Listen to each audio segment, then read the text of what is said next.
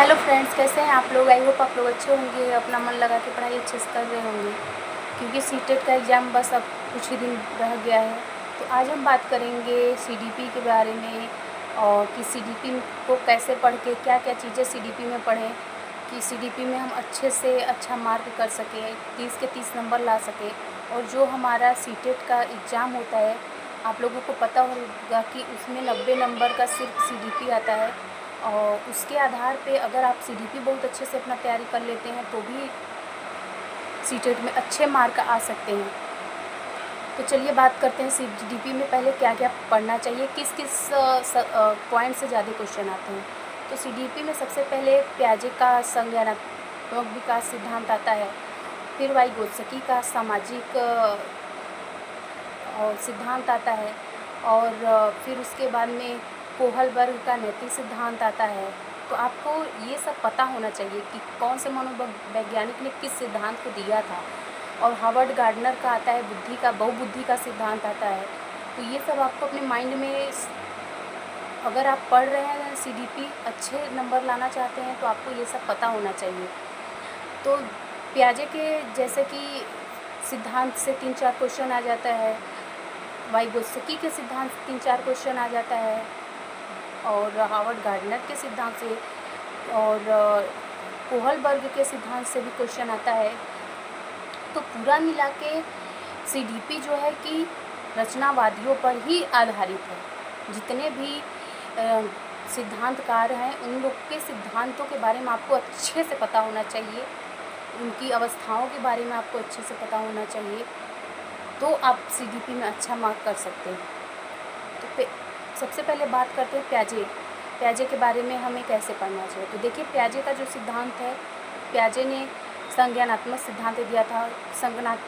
संज्ञानात्मक का मतलब होता है जो हमारे संज्ञान से, यानी कि हमारे दिमाग से। तो पियाजे का सिद्धांत ये होता है, पियाजे बताते हैं कि बच्चों का जो है कि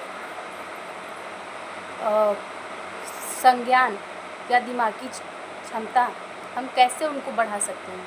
पियाजे के सिद्धांत में ये बताया गया है। और वाइगोत्स्की का सिद्धांत हो गया, तो वाइगोत्स्की के सिद्धांत जो है कि सामाजिक सिद्धांत है, कि बच्चा अपने समाज से इंटरेक्ट करके सीखता है, ये वाइगोत्स्की का सिद्धांत हो गया। और कोहलबर्ग का सिद्धांत जो होता है, तो वो होता है कि कोहलबर्ग का जो सिद्धांत होता है उसमें होता है कि नैतिक विकास का सिद्धांत, बच्चों को नैतिक के बारे में कैसे समझाएं, कैसे पढ़ाएं। और हार्वर्ड गार्डनर का जो सिद्धांत है, तो बहुबुद्धि का सिद्धांत होता है कि बच्चों में बहुबुद्धि के सिद्धांत को मापा नहीं जा सकता है। हर एक बच्चे की अलग अलग बुद्धि क्षमता हो सकती है, उनको मापना जो है कि बहुत गलत होता है। ये सारे सिद्धांत आपको बहुत अच्छे तरीके से पढ़ने हैं, और ज़्यादा से ज़्यादा इन्हीं से ज़्यादा क्वेश्चन पूछा जाता है।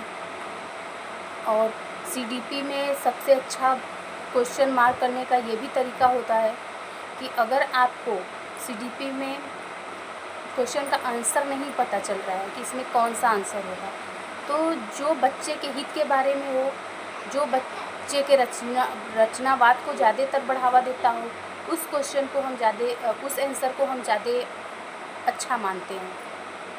तो ये हो गया कि हम क्वेश्चन को पढ़कर उसका आंसर कैसे दे सकते हैं। मान लीजिए किसी क्वेश्चन का आंसर आपको नहीं पता है, तो उसमें से क्या होता है कि हमें ऐसा आंसर ढूंढना होता है जो कि सबसे ज़्यादा अप्रोप्रिएट हो, यानी कि सबसे ज़्यादा अच्छा उसमें बच्चों के हित के बारे में बताया गया है।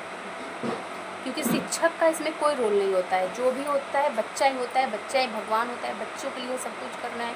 तो जिस आंसर में आपको बच्चे के हित के बारे में ज़्यादा पॉजिटिविटी लगे, आप उसको मार्क कर सकते हैं, और इससे आपके अच्छे नंबर जो है कि सीडीपी में आ सकते हैं। और आपको इन सिद्धांतों के बारे में पढ़ने के साथ साथ, जितने भी रचनावादी सिद्धांत हैं, इन लोगों को पढ़ने के साथ साथ आपको प्रैक्टिस भी करना है, क्योंकि ये ऐसे मतलब कि पियाजे की ही अवस्थाएं ले लीजिए, उनकी 4 अवस्थाओं में ऐसा फंस जाते हैं कि समझ में ही नहीं आता हम लोगों को। तो सब चीज़ अच्छे से कॉन्सेप्ट क्लियर करके अच्छे से पढ़ेंगे, क्योंकि अब टाइम नहीं रह गया है। देखिए अब अगर नहीं पढ़ेंगे तो फिर नहीं पढ़ पाएंगे, और ज़्यादा डीप में भी बहुत ज़्यादा पढ़ने की ज़रूरत नहीं है, क्योंकि सीडीपी में जो आता है आप उनको फैक्ट उठा के पढ़िए बस। आप प्रीवियस ईयर क्वेश्चन देखिए कि सीडीपी में कौन कौन से क्वेश्चन कैसे आ रहे हैं, तो उससे आपको पता चलेगा। और पियाजे, वाइगोत्स्की, कोहलबर्ग, इन सिद्धांतों को आप बहुत अच्छे से पढ़िए।